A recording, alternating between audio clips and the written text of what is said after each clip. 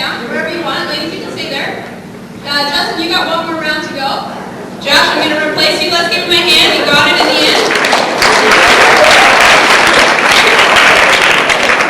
And I want another volunteer who can compete with Josh. Yes. Another one? What's your name? Tim. Tim. Okay. Justin's task stays the same.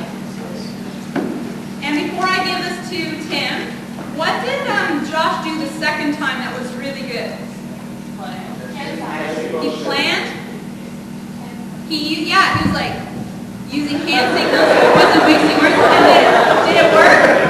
Did it work when he did that? Justin was like, okay. Anything else that he did? Yes. He thought about it? Yeah. He was concise. Yes, it was excellent the second time around. Much better than the first, even though the first wasn't bad. When Tim is done, I'll give you some examples of some terrible ones. We're going to give him his own set of instructions, and you guys are going to be following Tim's lead.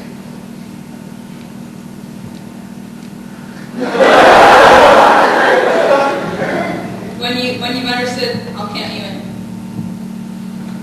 Okay, you ready? On your marks, get set, go.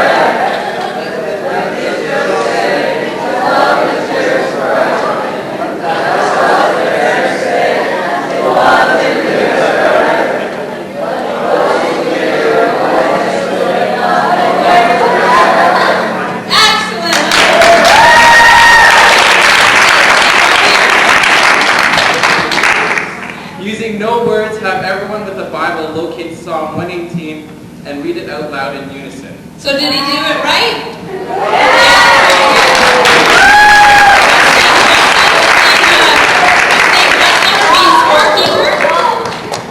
And, okay, what did Tim do that was effective? Yes. Josh? Yeah, he had authority with the clarity of his gestures and his just the way that he moved. He had authority. You guys were obeying him. What else? There was something that was really good. So he wasn't even allowed to use words. Was it expressive? Yeah, he had very clear. Very, like, do you do acting or dancing or, obviously I know. Do you, your gestures are very clear. Oh, you don't have to answer. So, excellent use of gestures. What else could Tim have done?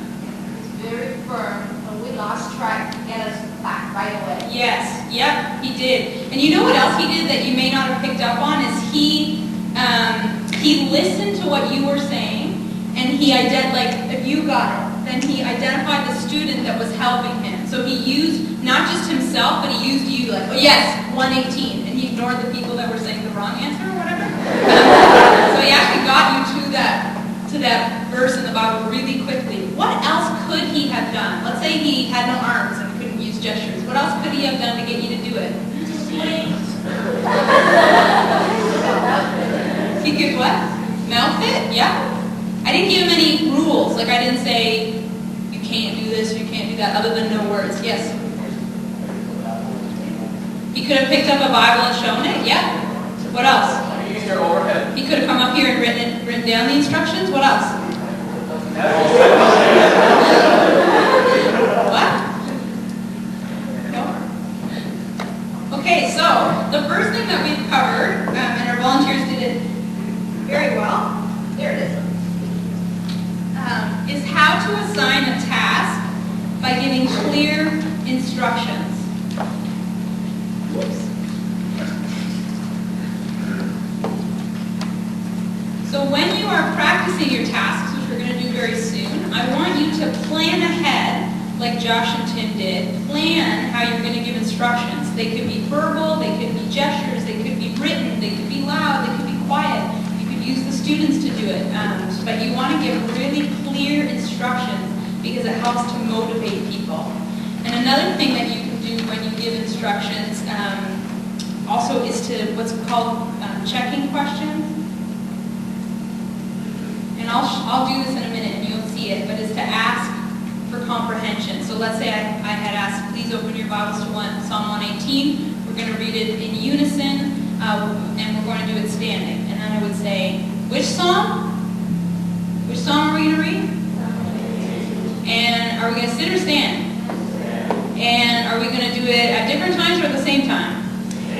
Okay, so those are checking questions to make sure if the people really understood what you're saying. And this is important. So this is the way to give a task.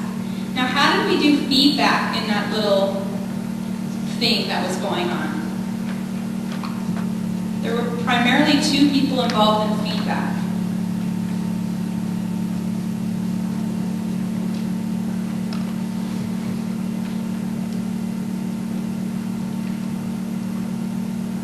So Josh or Tim, they were doing the tasks, and who was giving them feedback? Okay, how did you know to give them feedback?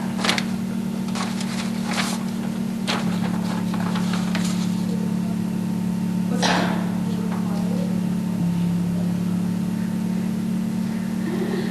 Okay. Just think of it as this clarifying or correcting. So the first chance that Josh had, he did okay. And then how did we tell him that?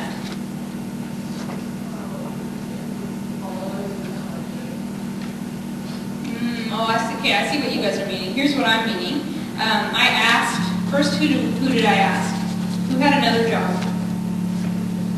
Justin. Justin was monitoring, so I asked Justin if he did it right, and Justin gave feedback. And then we asked you guys, did Josh accomplish what he had to do?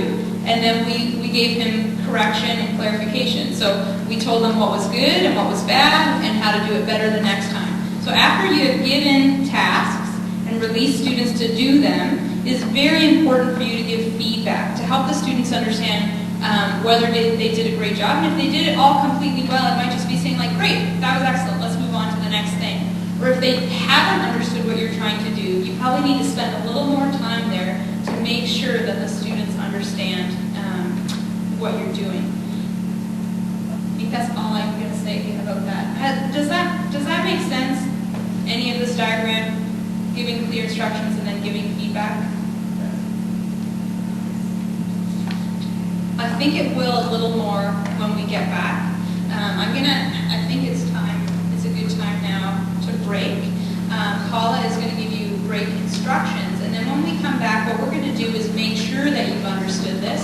I will give you more tasks, and then I will give you feedback on it, and you will be practicing how to do this as if it was Teens Conference today and you had to lead those Bible studies. Okay.